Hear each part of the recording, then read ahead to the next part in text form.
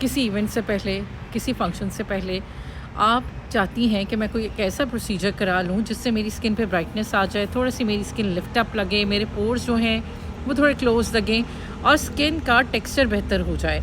तो मैं कौन सा ऐसा एस्थेटिक प्रोसीजर कराऊँ जो कि मेरी स्किन के लिए बहुत बेहतर है। जहाँ बहुत सारे प्रोसीजर्स हैं, उनमें से एक प्रोसीजर है माइक्रो नीडलिंग। माइक्रो नीडलिंग एक ऐसा प्रोसीजर है जिससे आपके चेहरे पे ब्राइटनेस आ सकती है, पोर्स क्लीन अप हो सकते हैं, थोड़ा-सा चेहरा लिफ्ट अप भी लगता है और ये तमाम प्रोसीजर्स में से एक बेहतरीन प्रोसीजर है जो कि आप अपनी स्किन के लिए करा सकते हैं। माइक्रो नीडलिंग कैसे की जाती है?